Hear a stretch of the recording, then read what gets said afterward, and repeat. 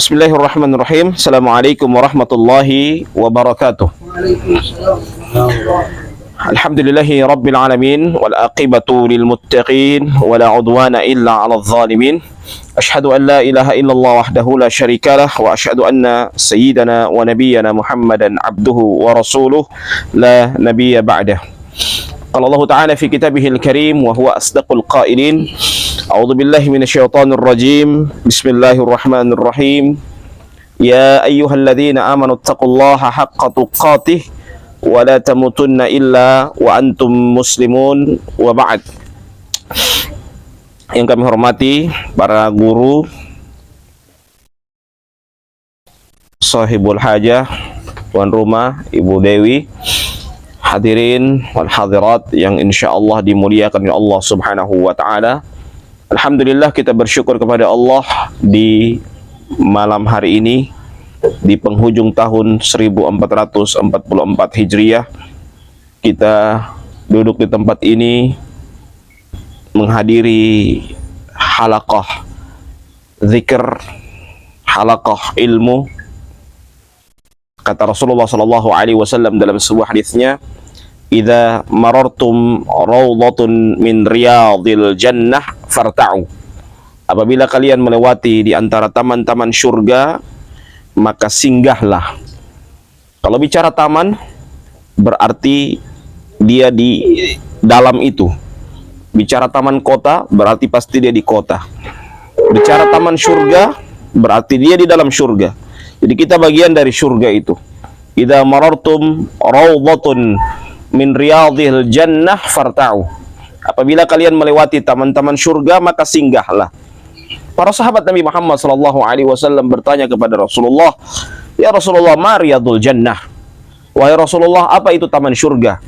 Maka kata Rasulullah sallallahu alaihi wasallam, adalah halaqatul dzikr. Halaqah zikr yang di dalamnya disebutkan firman Allah, disebutkan kalam Rasulullah sallallahu alaihi wasallam, disebutkan akwal dari para ulama, disebutkan kalimat-kalimat thayyibah, maka itulah yang disebut dengan halaqah zikr. Dan halaqah zikr ini tempat yang sangat mulia, tempat yang dirindukan oleh orang-orang soleh dan solehah. Karena halaqah zikr ini, kata Nabi Muhammad sallallahu alaihi wasallam dalam sebuah hadisnya, "Ma min qaumin jalasu fi baiti min buyutillah yatluna kitaballah wa yatadarasuna fima bainahum illa nazalat alaihimus sakinah." Kecuali Allah akan memberikan kepada kita ketenangan. Jadi kalau mau cari tenang, cari majelis halaqah zikr. Wa ghasyahumur rahmah, dan Allah akan memberikan kepada kita rahmat. Wa haffathumul malaikah, dan dijaga oleh para malaikat. Wa dzakarahumullahu ta'ala fi man indah, dan Allah Subhanahu wa ta'ala akan senantiasa menyebut-nyebut kepada kita yang duduk di majelis seperti ini. Sebuah kemuliaan.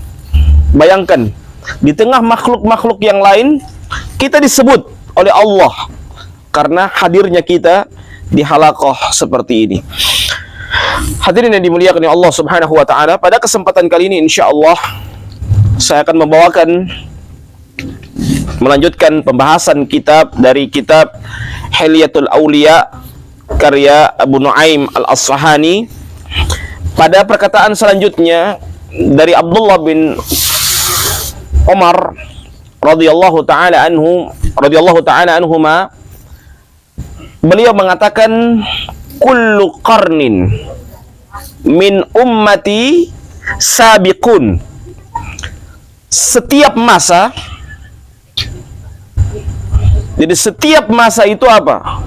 Kullu qarnin min ummati. Setiap masa dari kalangan umatku. Ada apa? Sabiqun, orang-orang yang terdahulu. Ya. Jadi ada orang-orang yang terdahulu, memang orang-orang yang di dalam masa itu ada orang yang terdahulu dari berbagai macam sisi, ya. Ada yang terdahulu dari dia ketakwaan dia kepada Allah, ada yang terdahulu dari orang-orang al-akhfiya, orang-orang yang senantiasa menyembunyikan amalannya, ada orang yang terdahulu dari sisi-sisi ibadah yang lainnya, ya. Makanya suatu ketika di kalangan para sahabat itu pun ada berbeda-beda posisi mereka, ya. Nabi pernah bertanya, siapa yang mau bersedekah hari ini, ya. Abu Bakar angkat tangan, ya. Kemudian Nabi mengatakan apa? Man sanna fil islami sunnatan hasanatan falahu ajruha wa ajru man amila biha min ghairi ayyan qusa min ujurihim syai'. Ya, barang siapa yang memberikan contoh dengan contoh yang baik, man sanna fil islami sunnatan hasanah, memberikan contoh dengan contoh yang baik, kata Nabi apa? Falahu ajruha, maka dia mendapatkan pahala, wa ajru man amila biha, dan pahala bagi orang yang mengamalkan, min ghairi ayyan qusa min ujurihim syai', dengan tanpa mengurangi pahala yang dia lakukan itu, ya. Sebaliknya kata Nabi, man sanna fil islami sunnatan sayyi'ah, barang siapa yang memberikan contoh dengan contoh yang buruk, falahu wizruha wa wizru man amila biha, dan baginya dosa dan dosa bagi orang yang mengamalkan, min ghairi ayyan qusa min auzarihim syai', dengan tanpa mengurangi dosa satupun, ya, dari orang tersebut. Inilah kalau kita menjadi contoh yang baik, maka tentunya kita juga mendapatkan pahala. Kalau kita memberikan contoh yang buruk, tentunya kita juga mendapatkan dosa. Apalagi kita di zaman sekarang, kita di tahun ini, kita di bulan ini, bulan yang mulia. Bulan apa namanya? Bulan Dzulhijjah. Ya, bulan Dzulhijjah itu termasuk bulan haram. Bulan haram itu maksudnya apa? Bulan yang mulia, ya. Makanya Mekah dengan Madinah dinamakan apa? Haramain. Dua tanah haram. Dua tanah haram itu maksudnya apa? Dua tanah yang dimuliakan. Tidak boleh orang kafir datang di situ. Jadi kalau orang kafir datang di Arab Saudi, hanya sampai di Jeddah. Jadi tidak boleh masuk ke Mekah dan Madinah. Karena Mekah dan Madinah itu bukanlah tempatnya orang kafir. Hadirin yang dimuliakan oleh Allah Subhanahu wa taala, begitu juga dari sisi fun, dari sisi disiplin ilmu. Ada orang yang ahli dalam fikih Syafi'i, ada ahli dalam fikih Hambali, ada orang yang ahli dalam fikih Hanafi, Maliki, ya beda-beda, ya. Itu dari sisi fikih, belum dari sisi cabang ilmu, ya. Ada yang ahli dari sisi akidah, ya. Ada yang ahli dari sisi ilmu hikmah, ya. Beda-beda, ya. Tapi memang kalau orang-orang terdahulu kadang mereka menguasai beberapa cabang ilmu. Di samping mereka menguasai akidah, mereka juga kuasai fikih, mereka juga kuasai hadis, mereka juga kuasai ilmu hikmah, ya. Orang-orang dahulu itu demikian. Kalau di zaman sekarang, ya, satu cabang ilmu saja agak berat. Bicara fikih dia belum kuasai semua itu fikih. Ya, Syafi'i saja dia belum kuasai, ya. Begitu juga fan yang lainnya. Dan memang kita butuh orang-orang yang memang mutakhasis dalam bidang-bidang ilmu itu. Jadi kalau kita di Gorontalo, ya, ilmu hikmah Ustadz Muzlan, ya, kita butuh ilmu seperti itu. Jadi tidak semua orang yang punya ilmu hikmah, ya. Kita harus mencari orang-orang yang khusus mutakhasis dalam ilmu itu, ya. Kalau belajar Syafi'i, ya jelas cari kiai-kiai di Indonesia atau di Mesir atau di Yaman, ya, karena memang mereka mutakhasis dengan madhab Syafi'i, ya. Kalau Hambali, ya memang di Saudi, ya, karena mereka Hambali, ya. Jadi ilmu hikmah pun demikian. Kita harus cari yang benar-benar dia belajar secara taksili. Taksil itu artinya apa? Belajar dari dasar, naik pelan-pelan, pelan-pelan, ya. Dia bertahap, tidak langsung balompa. Yang bahaya itu orang, ya, istilah orang Gorontalo mola-palola itu karena apa? Karena balompa, ya. Dia tidak belajar dari dasar. Seakan belajar itu dari dasar, ya. Bagaimana dia belajar ini, ya. Di fikih saja, fikih Syafi'i, Diajar dulu yang sepakat dulu ulama, ya. Itu fikih Syafi'i. Baru pindah berbeda dua pendapat, baru dua pendapat. Baru itu perbedaan di kalangan ulama madhab Syafi'i, ya. Nah, baru setelah itu baru pindah perbedaan eksternal madhab, ya. Perbedaan eksternal madhab. Hadirin yang dimuliakan oleh Allah Subhanahu wa taala, itu dari sisi fun, dari sisi cabang ilmu. Jadi semua orang punya disiplin ilmu masing-masing dan kita harus mencari, ya, mencari. Kadangkala orang itu tidak mau mengakui kekurangannya karena apa? Karena dia merasa bahwa dirinya pintar, dirinya hebat, dirinya superhero, ya. Sehingga apa? Dia merasa bahwa saya tahu mazhab Syafi'i semuanya. Saya tahu ilmu hikmah semuanya. Ya, saya tahu bahasa Arab semuanya. Sehingga apa? Dia tidak bisa lagi, dia tidak merasa bahwa dirinya itu punya kekurangan. Kapan seseorang merasa kurang, maka disitulah puncak dia berilmu. Dan kapan seseorang itu merasa dia lebih, maka disitulah puncak bahwa dia itu adalah orang yang tidak mengetahui apa-apa. Jadi kita mulai ukur. Kalau kita sudah merasa kurang, berarti kita mulai memiliki ilmu. Tapi kapan kita merasa bahwa saya punya segala-galanya, berarti itulah puncak kita sudah mulai dicabut keberkahan ilmu kita dan dicabut, ya, ilmu dari kita, bahkan kita akan terjerembab dalam kenistaan, kebodohan. Nauzubillahi min dzalik. Maka hadirin yang dimuliakan Allah Subhanahu wa taala, makanya Ibnu Hazm pernah mengatakan dalam sebuah perkataan yang sangat indah, rahimallahu mra'an alima qadra nafsihi. Semoga Allah merahmati seseorang apa? Alima qadra nafsihi, yang mengetahui kadar dirinya. Ya. Kalau orang mengetahui kadar itu, kata siapa namanya? Kata Ibnu Hazm. Ibnu Hazm mendoakan orang yang demikian, rahimallahu mra'an. Semoga Allah merahmati seseorang yang mengetahui kadar diri. Ya, dia pemakusa. Ada jam tota boleh jam tota, ya.